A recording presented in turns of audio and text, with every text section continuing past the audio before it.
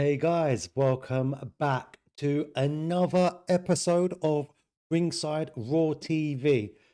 Now, before we start, gotta say this big thank you to everyone who's been tuning in, who's been following. The numbers are going through the roof. Um, we are the fastest growing boxing channel there is on YouTube right now. Over the last 2 weeks, our numbers have just gone through the absolute roof. So I can't say thank you enough to everyone who's been watching, who's been subscribing. And I keep forgetting to ask you guys, if you like what's going on, you want to see more of it, you want to see better interviews that are coming up, like and subscribe means the world to me. It'll keep us growing. It'll keep me doing what I'm doing. But look, I'm shocked. I'm blown away by the support so far. So I want to say thank you to everyone. In our next episode, I will be doing a free giveaway just to say thank you to everyone. So all you boxing fans out there, stay tuned. It's going to be a great little giveaway. And I'll remind you more about that in the next episode. And also, the second channel I keep talking about following my journey in boxing, it's going to be going live very soon. Just been focusing on this channel for now, but we will be going live on that channel. So stay tuned with that. It's going to be awesome behind the scenes, the highs and lows, and I have some fights coming up. So I want you to stay tuned on that. Today, we've got a lot we're going to get through. I'm going to get through it quite quickly because tonight is an amazing night for boxing. Before we get to the big fight of the night and the predictions that I have, let's just do a quick recap. Jay Opetaia and the Brandon Glanton fight. Now, I predicted in my last video Jay was going to win, but I thought it'd be a knockout. Now, being Zuffa's first title fight, it was clearly going to be a big deal, right? However, was it really the blockbuster we expected? I don't think so, right? I mean, Jay was always going to be in control of that fight. Brandon was always going to come into that fight and be durable. You know, the guy's never been knocked out. He's only ever lost on points. And so I expected, given Jay's performance recently, he would come into this one, sacrifice the IBF belt, take on the Zuffa title.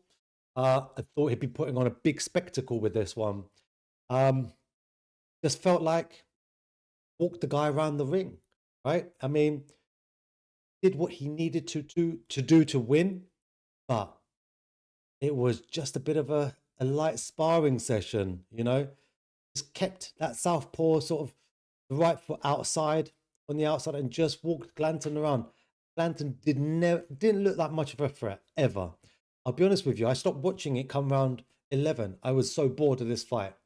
And I think part of the boredom came beyond the fight, the fact that Zuffa, we're talking about Dana White here with the UFC, the big spectacles they put on.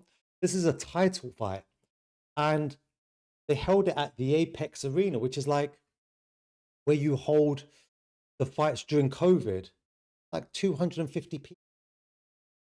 You have more people at a white collar show than we're at what is considered a world title fight, where you're trying to take on top four belts, the top four sanctioning bodies. I mean, you could hear a pin drop in there. It just didn't make sense to me. It didn't stack up. Feel for Jay. He's a great fighter. Can't take anything away from him. He did what he had to do on the night. Didn't do anything more than he needed to do. But the Zuffa show, those guys got to pull their finger out quickly, because I think there's only so many times you can put on a production like that and get away with it, right? Moving on. The British Boxing Board of Control Awards, annual awards, were this week. And I guess, the question is, did the right people win? Now, I have to say this. I don't mind a lot of the choices. I think I do agree with the Chris Eubank and Conor Benn fight number one. I would definitely pick that as contest of the year. Fabio Wardley, I like him. I'm a fan. I think he's a complete fighter. I think he's awesome in the ring, and he's just as good out of the ring, speaking, articulating, carrying himself. His mindset is awesome. So I don't mind that as box of the year. But the big standout one for me, which I love, is A special recognition to Josh Taylor. You would have heard me said in my previous episodes, Josh Taylor for me was one of the greats of our sport, unified the weights division, but never quite got the recognition from boxing, from the money side of the sport, from the promotion side of the sport. Was just never that guy that could be marketed, or they didn't get behind him to market him. But he's picked up a few of these awards now from the British Boxing Board of Control, and rightly so. So, I mean, they're clearly recognizing his talent. I mean, the guy as a boxer was exceptional. You know, he super featherweight, super welterweight, light welterweight, sorry. He picked up a number of belts, IBF, WBO, WBA. I mean, he unified. What do we got here? WBA, WBC, WBO, IBF belts. The guy smashed it. He was an exceptional boxer. Didn't quite get the recognition. So I'm glad to see that the BBOC did recognize him again, and rightly so. So well done, Josh Taylor. You know, again, I had the privilege of training alongside him when he was down at McGuigan Gym, and I went to a lot of his early fights. A lot of those early fights. The guy was dangerous. Those body blows could take anyone down. Take an elephant out with those body blows. Usyk. Talking about his top 3 fights that he's going to retire on, I guess. Now we're talking number 1, Rico. I've made my opinion clear on Rico. I actually quite like the idea of the fight. And no, I understand the fight. I understand the logic behind the fight. Rico in kickboxing, there's nothing left for him. The guy has annihilated everyone. And what, for the last 14 odd years, I think it is, he's been undefeated. Unbelievable kickboxing record. So he was looking for the crossover. And it just seemed to make sense. Well, it made money having this fight for him, right? So it makes sense for Usyk. Usyk, unfortunately, feels like he's not looking for the real big challenge, but he's looking for the paydays now. So Rico is his first choice for the next 3 fights. Second is going to be the winner of Wardley Dubois. Now, I know I'd rather see Wardley fight Usyk, because I don't want to see another Dubois Usyk fight. My preference. We've seen already, you know, how many times can we see the same fighters happen over and over again? I don't think the result will be any different. And I do like Dubois. Just think Usyk needs a new challenge. And then the third fight he's talking about is Tyson Fury. And again, this feels like a payday fight, right? And I think, you know, most of us have said, why not Itwama? But maybe he's just too young. Maybe just not quite ready for Usyk, which again makes sense to me as well. Itwama is a great fighter, but a long career ahead of him, and he's still very young. Do you want to throw him in the deep end that quickly? That makes sense. But just thinking about Tyson Fury, I'd rather see a Tyson Fury against an Anthony Joshua than a Tyson Fury against a Usyk. I think these trilogies just don't make sense anymore unless the first 2 were even. But they're not. Tyson's got pounded on twice. Dubois has got pounded on, say, twice. But I don't think the third fight is going to have a different result. So I think Usyk needs to... It's his right. It's his option to choose who he wants to fight. He's clearly just taking the payday on the way out, right? Which is unfortunate, but it is what it is. Now, Dana White and Eddie Hearn, are these two going to get in the ring or what? The only real winner out of this is Turkey Al Sheikh. Is Dana White and Eddie, they're not going to box, but the pantomime is fun for the sport. I love watching these two go at it with each other. I think Eddie has got the upper hand. Eddie knows how to needle Dana White, and Eddie's enjoying it. He's not biting, you know, at the mudslinging. He's finding it funny. And Eddie's an Englishman. We're better at mudslinging. We're better at the sarcasm. We're better at the jibes. You know, this is we created this. And so I think Eddie definitely has the upper hand on Dana in this regard and is probably lapping it up a little bit as well.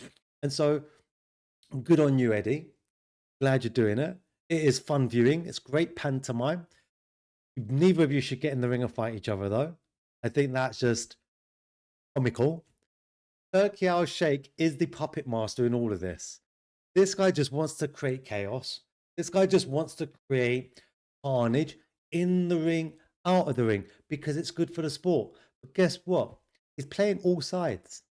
And he's doing that deliberately because ultimately, he's the guy that wants to control it all. Look, Eddie's going to make money no matter what this. You know, he's obviously picking up some UFC fighters now. He's made it very clear he's here to stay. And he's going to make some money. He knows not to burn bridges. He isn't doing what Frank Warren's done, which is almost sign your own death warrant. But this is fun viewing. So well done, Eddie. Behind you with this one. Like seeing it. Take them on. And, you know, that Zuffa show has only put you in a better light because look what they did. They put on a world title fight. It was pants. It was pony. It was a white collar show. It was dead. Now, the real meat, the real exciting tonight is the Anthony Cacace fight against Zuffa. Now, what do we think is going to happen in this fight with James Dickens against Cacace? Now, I am a big fan of Cacace. I think the guy's an awesome warrior in the ring, out of the ring. He's a seasoned fighter. His last few fights have been against exceptional boxers. And he's been quiet for a couple of years. It's shocking to me.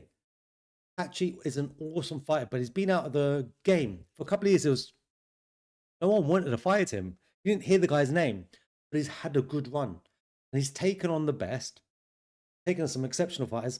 Lee Wood, Josh Warrington, Joe Cordina. And, you know, 2 out of 3 of those fights, he stopped them. He is a force, a real force to contend with. Now, I don't want to... James Dickens technically is a title holder, but he hasn't fought anyone of any real quality. So, my prediction for this fight is Cacace's going to win. You know, I always like to give a bit more substance to it. I think Cacace wins. I think the fight gets stopped in the second half of the fight. Towards the later end of the fight, Cacace will stop him. I think Cacace's going to go for it. He's going to want to put on a big show. This is going to be a great fight, no matter what. James Dickens knows Cacace's coming for blood.